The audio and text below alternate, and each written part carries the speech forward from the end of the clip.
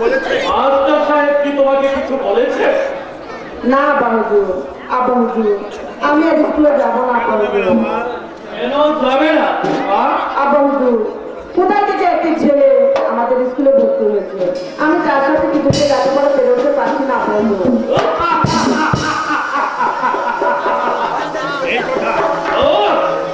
এই কথা তুমি কোনো চিন্তা করো না। এই জন্য তুমি কোনো চিন্তা করো না।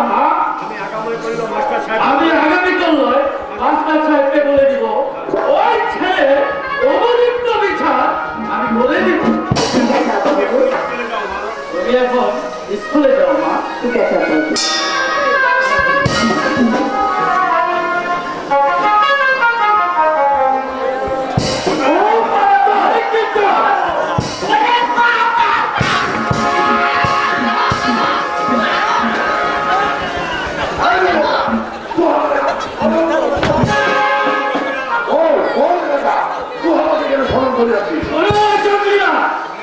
আমি জানতে পারলাম তুমি অনেকদিন ধরে আমার রাজ্যে বসবাস করছো, অথচ তুমি আমাকে পথ দিচ্ছ না কেন?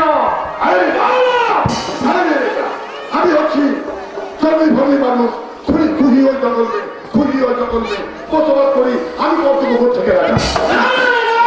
আমি তোমার কোন কথাই শুনতে চাই না। আমার রাজ্যে বসবাস করতে হলে তোমাকে আমাকে পথ দিতেই হবে। তুই আমাকে মাফ করে দে। না না না, আমার তোমার কোনো মাপ নেই। রাজা, তুই আমাকে মাফ করে দে। রাজা, তুই আমাকে মাফ করে দে। আমি তোকে রাখছি। ঠিক আছে জমিরা, আমি তোমাকে মাফ করে দিলাম, কিন্তু একটি শর্ত আছে। আমি যদি কোনোদিন কখনো বিপদে পড়ি তাহলে তার দলবল নিয়ে আমাকে উদ্ধার করতে হবে।